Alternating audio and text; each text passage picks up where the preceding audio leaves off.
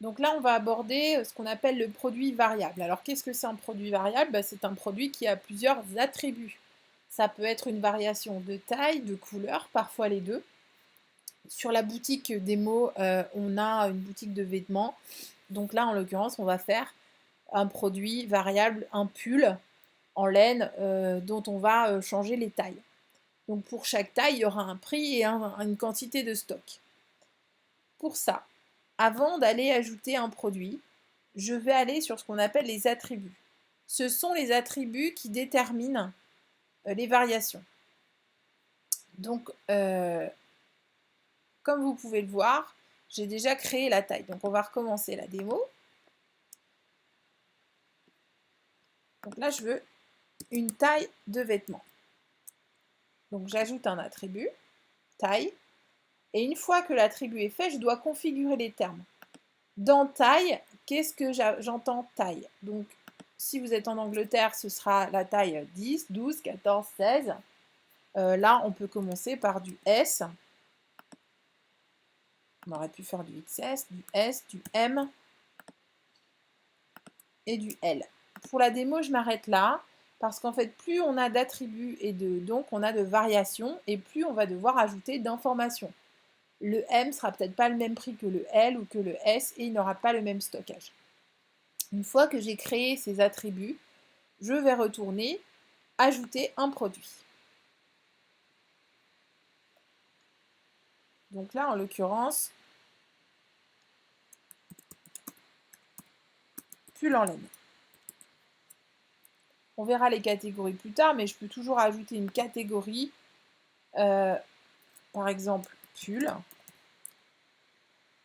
qui est une sous-catégorie de vêtements, par exemple. Et donc là, j'ai une nouvelle catégorie pull, sous-catégorie de vêtements.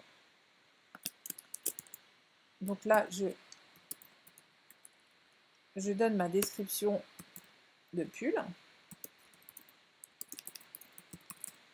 Et pour certains templates, il est intéressant de mettre la description du produit ici car elle va s'afficher en dessous du tarif. Donc ça peut être intéressant de voir un quick look, donc une vue rapide des descriptions produits. Donc c'est là qu'on va s'intéresser à ce qu'on appelle le produit variable. Donc c'est là que je vais cliquer produit variable, j'active le stock, ça ne sert à rien puisque je vais activer le stock par variation de produit. Et là, je vais aller dans attributs. Et je vois taille. Vous voyez, j'ai choisi attribut, taille, ajouter. Et donc, c'est là où c'est important. Si vous voulez mettre toutes les différences de taille sur la description du produit, on verra après, on peut laisser visible sur la page produit. Je vous déconseille de l'enlever. On va laisser pour. Mais surtout, ce qui est intéressant, c'est utiliser pour les variations.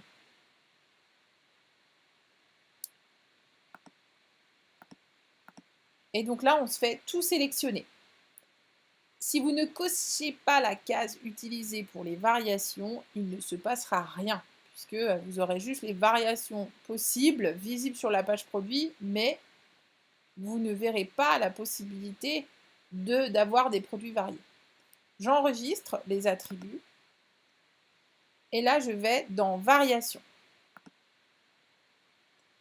Et donc je vais faire créer les variations pour tous les attributs. Allez. Et il me dit, confirmez-vous vouloir lier toutes les variations. Ok, je veux 3 variations ajoutées. Parfait, c'est ce que j'ai fait. Et donc me voici avec 3 variations de produits. Et c'est là où je vais rentrer mon UGS, à savoir si le produit est un produit téléchargeable. Pour chaque variation, je peux changer.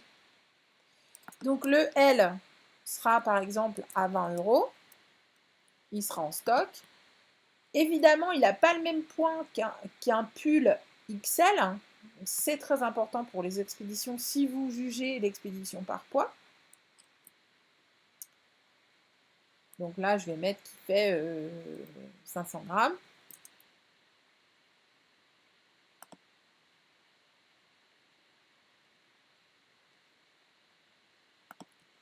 Le M, il fait 25 € par exemple.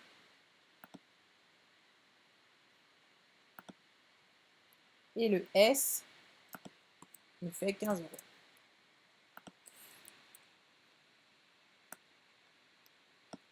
Donc je peux changer l'ordre.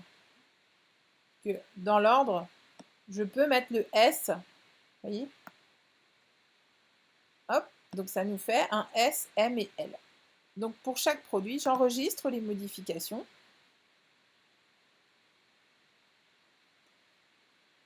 Et là, pour les photos, je peux décider de changer pour chaque variation la photo de mon produit qui est normalement ici. Donc ce sera plus valable par exemple, donc ça ce serait mon pull, image de couverture. Ajouter à la galerie. Imaginons que j'ajoute cette variation à la galerie. Je pourrais ajouter une photo différente pour la taille S. Ce serait plus valable pour les couleurs par exemple. Je publie mon produit.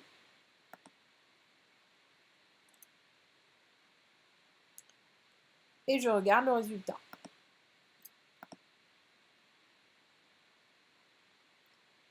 Et donc là, j'ai une possibilité de choisir.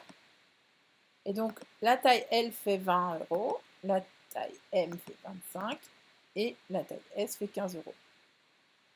Et je peux ajouter mon panier, le produit de la taille de mon choix. Voilà, vous avez ajouté un produit un produit variable. Alors, je ne suis pas rentrée dans les détails, mais évidemment, vous pouvez interagir indépendamment, faire une promo sur une certaine taille et gérer le stock par produit. Donc chaque produit devient un sous-produit indépendant.